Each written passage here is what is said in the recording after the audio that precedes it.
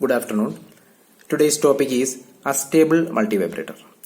കഴിഞ്ഞ 2 ക്ലാസ്സുകളിലായി നമ്മൾ ടൈമർ ഐസിയെ കുറിച്ചാണ് പഠിക്കുന്നത്. ടൈമർ ഐസി എന്ന് പറഞ്ഞാൽ 555 എന്നുള്ള നമ്പറുള്ള ഐസി, 8 പിന്നുള്ള ഐസിയാണ്. ഇത് 3 മോഡിൽ വർക്ക് ചെയ്യുമെന്ന് പറഞ്ഞു. 1 മോണോസ്റ്റേബിൾ, 2 അസ്റ്റേബിൾ, 3 ബൈസ്റ്റേബിൾ. മോണോസ്റ്റേബിൾ എന്നുള്ളത് പൾസ് ജനറേറ്റർ എന്ന് പറയുമ്പോഴാണ് ഇതിന്റെ അർത്ഥം നമുക്ക് മനസ്സിലാകുന്നത്. വേറൊരു പേര് വൺ ഷോട്ട് മൾട്ടിവൈബ്രേറ്റർ. ഇവിടുത്തെ കേസിൽ it is also called a free running multivibrator. It is simple to construct, it is reliable to operate, it produces constant square wave. അപ്പോൾ ഇതിന്റെ ഔട്ട്പുട്ടിൽ സ്ക്വയർ വേവ് ആണ് ജനറേറ്റ് ചെയ്യപ്പെടുക. മോണോസ്റ്റേബിളിൽ എന്തായിരുന്നു? പൾസ് ആയിരുന്നു. It is used in frequency modulation FM, pulse position modulation PPM, ഇങ്ങനെയുള്ള സ്ഥലങ്ങളിൽ ഇത് വളരെ പോപ്പുലറായിട്ട് ഉപയോഗിക്കുന്നുണ്ട്.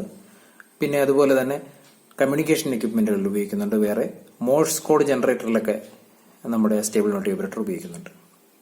ഈ 555 എന്നുള്ള പേര് വരാൻ തന്നെ കാരണം നമ്മൾ പറഞ്ഞു, അതിന്റെ ഇന്റേണൽ ഡയഗ്രത്തിൽ ഐസിയുടെ ഇന്റേണലി 5K എന്ന 3 റെസിസ്റ്റർ ഇൻക്ലൂഡ് ചെയ്തിട്ടുള്ളതുകൊണ്ടാണെന്ന് നമ്മൾ സൂചിപ്പിച്ചു.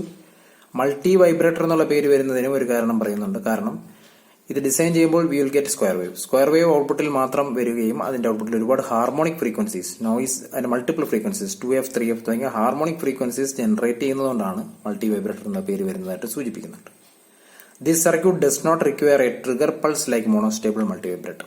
Monostable multivibrator എന്ന് ഓർത്ത് നോക്കുക, അതിനകത്ത് പിൻ നമ്പർ 2 ട്രിഗർ ആണ്. ട്രിഗറിൽ ഒരു നെഗറ്റീവ് പൾസ് കൊടുക്കുമ്പോൾ അതിന്റെ ഔട്ട്പുട്ടിൽ ഒരു സ്ക്വയർ പൾസേ കിട്ടുള്ളൂ. ഔട്ട്പുട്ടിൽ സ്ക്വയർ വേവ് അല്ല, ഒരു സിംഗിൾ പൾസ് ഔട്ട്പുട്ടിൽ കിട്ടുമായിരുന്നു. Time period of the square wave is determined by the 2 resistors RA and RB and 1 capacitor connected outside or external to the IC. മോണോസ്റ്റേബിളിൽ ഒരു റെസിസ്റ്റർ ഒരു കപ്പാസിറ്റർ ആയിരുന്നു എക്സ്റ്റേണെങ്കിൽ, ഇവിടെ 2 റെസിസ്റ്ററും ഒരു കപ്പാസിറ്ററും ഉണ്ട്. ഈ 2 റെസിസ്റ്ററും കപ്പാസിറ്ററുമാണ് RC ചാർജിംഗ് സർക്യൂട്ടായിട്ട് വർക്ക് ചെയ്യുന്നത്. അതാണ് ഈ സ്ക്വയർ വേവിന്റെ ടൈം പീരീഡിനെ ഡിറ്റർമിൻ ചെയ്യുന്നത്. It has no stable states. Its output switches continuously between 2 states. This action produces a train of square wave pulses. 2 സ്റ്റേറ്റും സ്റ്റേബിൾ അല്ല. കാരണം എന്താ? ഹൈയിലേക്ക് പോകും, അടുത്ത കുറച്ച് സമയം കഴിയുമ്പോൾ ലോയിലേക്ക് വരും, വീണ്ടും ഹൈയിലേക്ക് പോകും, വീണ്ടും ലോയിലേക്ക് വരും. അങ്ങനെയാണ് സ്ക്വയർ വേവ് ജനറേറ്റ് ചെയ്യുന്നത്. അപ്പോൾ it has no stable states. അതുകൊണ്ടാണ് ഇതിനെ അസ്റ്റേബിൾ മൾട്ടിവൈബ്രേറ്റർ എന്നുള്ള പേരിൽ അറിയപ്പെടുന്നത്. അസ്റ്റേബിൾ മൾട്ടിവൈബ്രേറ്ററിന്റെ സർക്യൂട്ട് ഡയഗ്രാം മോണോസ്റ്റേബിളിനോട് വളരെ സിമിലർ ആണിത്.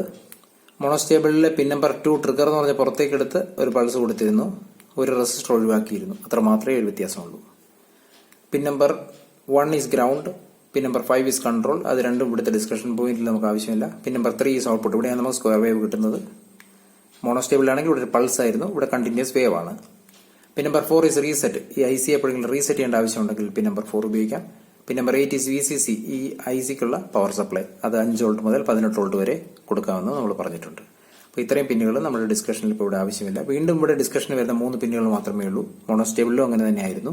പിൻ number 2 is trigger, pin number 6 is threshold, pin number 7 is discharge.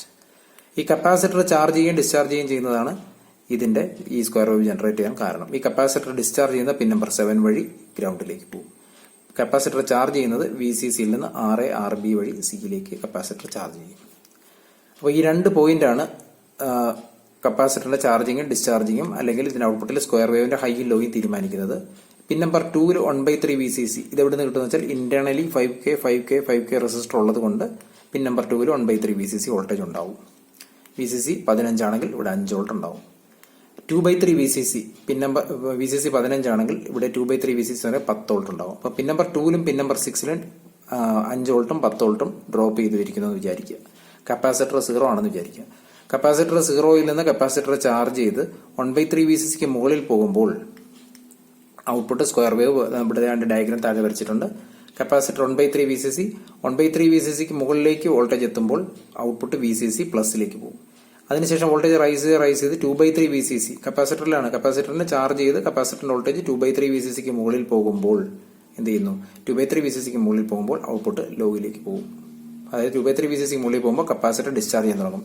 അത് കഴിയുമ്പോഴത്തേക്ക് ഇതിന്റെ ഔട്ട്പുട്ട് ചേഞ്ച് ചെയ്യും. ഔട്ട്പുട്ട് ചെയ്യുമ്പോൾ കഴിഞ്ഞ മോണോസ്റ്റേബിളിന്റെ ഡയഗ്രാം ഓർത്ത് നോക്കുക. ഔട്ട്പുട്ട് ചേഞ്ച് ചെയ്യും, ട്രാൻസിസ്റ്ററിന്റെ ബേസിലേക്ക് ഡ്രൈവ് കിട്ടും, ട്രാൻസിസ്റ്റർ ഓൺ ആകും, കപ്പാസിറ്റർ ഡിസ്ചാർജ് ചെയ്യും. കപ്പാസിറ്റർ ഈ വിളിക്കുന്ന ചാർജ് 7 വഴി താഴേക്ക് പോകും. അതാണ് ഈ പോയിന്റ്. ഇതാണ് കപ്പാസിറ്റർ ഡിസ്ചാർജ്, ഇത് ചാർജ്. ഡിസ്ചാർജ് ചെയ്യുമ്പോൾ എന്ത് ചെയ്യുന്നു? സ്ക്വയർ വേവ് 0 ആയി. വീണ്ടും കപ്പാസിറ്റർ വോൾട്ടേജ് 1/3 VCCക്ക് താഴേക്ക് പോകുമ്പോൾ വീണ്ടും 1/3 VCCക്ക് താഴെ പോകുമ്പോൾ വീണ്ടും ഔട്ട്പുട്ട് ഹൈയിലേക്ക് പോകും. അപ്പോൾ വീണ്ടും ഔട്ട്പുട്ട് ഹൈയിലേക്ക് പോകുമ്പോൾ കപ്പാസിറ്റർ ചാർജ് ചെയ്യാൻ തുടങ്ങും. കപ്പാസിറ്റർ ചാർജ് ചെയ്ത് വീണ്ടും 2/3 VCC എത്തുന്നതിന് മുകളിലേക്ക് പോകുമ്പോൾ കപ്പാസിറ്റർ ഡിസ്ചാർജ് ചെയ്യാൻ തുടങ്ങുമ്പോൾ ഔട്ട്പുട്ട് ലോയിലേക്ക് പോകും. അപ്പോൾ capacitor charging gives positive peak, capacitor discharging gives negative peak. Capacitor charging gives positive peak, capacitor discharging negative peak. ഓർത്ത് നോക്കുക, കപ്പാസിറ്റർ ചാർജ് ചെയ്യുന്ന VCC RB വഴിയാണ് കപ്പാസിറ്റർ ചാർജ് ചെയ്യുന്നത്. കപ്പാസിറ്റർ ഡിസ്ചാർജ് ചെയ്യുന്നത് CRB വഴി മാത്രം, RAയിലൂടെ അല്ല, RB വഴി 7 വഴി ഡിസ്ചാർജ് ചെയ്യും. അപ്പോൾ charging path RA+RB × C discharging path RBCയിലൂടെ ആയിരിക്കും എന്ന് മനസ്സിലാക്കി വെക്കുക. പിന്നെ ഇവിടെ ഇതിനെ നമുക്ക് ഓൺ ടൈം എന്നും ഇതിനെ ഓഫ് ടൈം എന്നും വിളിക്കാം. ഇതാണ് അപ്പോൾ ഒരു സൈക്കിൾ പൂർത്തിയായി. വീണ്ടും അടുത്ത സൈക്കിൾ. ഇത് ചാർജിങ് സൈക്കിൾ ആണ്. TC is charging, TD is discharging. ഇത്രയും കാര്യങ്ങൾ മനസ്സിലാക്കിയിട്ട് ബാക്കി അടുത്ത ക്ലാസ്സിൽ നമുക്ക് കണ്ടിന്യൂ ചെയ്യാം.